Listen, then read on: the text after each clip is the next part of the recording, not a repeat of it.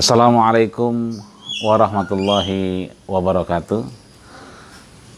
Ma'asyiral muslimin, dimanapun Anda berada, bertemu kembali dengan saya Haji Ahmadi dalam suasana puasa pandemi corona.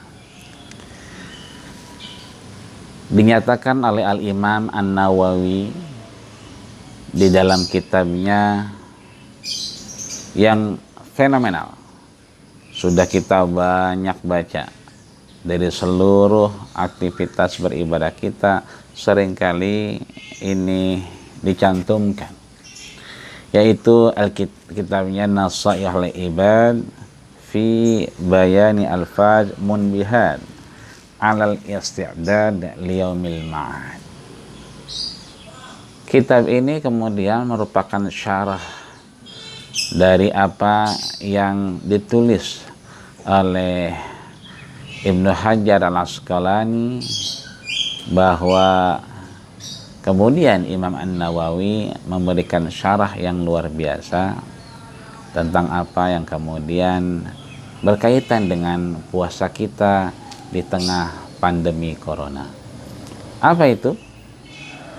Bahwa ajazani, aku diijazahkan oleh Al-Alamah Sayyid Ahmad Al-Masrafi Al-Masri, bahwasanya beliau mendengar sendiri dari guru beliau Sayyid Abdul Wahhab bin Ahmad Farhat Asy-Syafi'i, dan juga kemudian beliau mendengar min masayikhihi, dari guru-gurunya mutasalsalan, yang urutannya luar biasa hingga sampai kepada Abdullah bin Amr ibnu As. Ingat ketika ada tulisan Ain Mim Ra Waw berarti Amru, tapi kalau Ain Mim Ra adalah Umar. Kita bisa lihat ada Abdullah bin Umar ibn Khattab, ada Abdullah bin Amr ibn As. Abdullah bin Umar ibn Khattab adalah anak daripada Khalifah Umar ibn Khattab.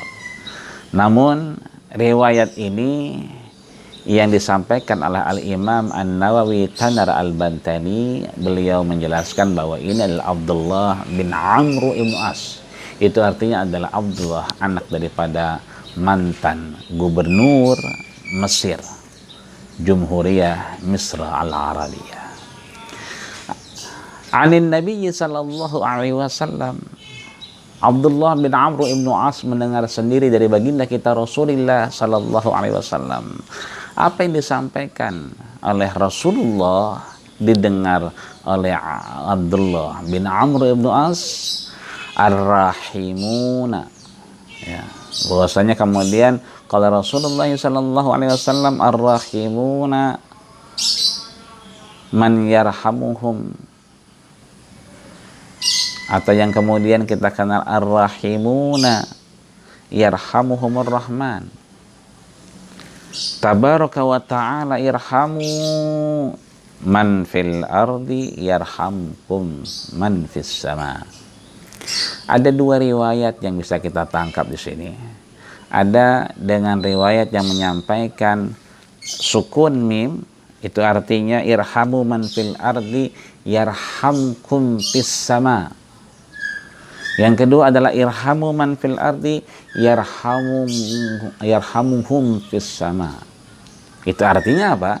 Bahwa yang kemudian yang pertama irhamu man fil ardi yarhamkum fis sama merupakan jawabul amri, yarhamkum jawabul amri. Kenapa? Karena di awal kemudian menggunakan fi'il amr, bahwa di sini adalah jawaban atas perintah Allah Subhanahu wa taala, bahwa sayangilah mereka yang ada di bumi, maka yarhamkum jawabannya ada. Kenapa? Karena Allah menyayangi orang-orang yang kemudian menyayangi mereka di bumi.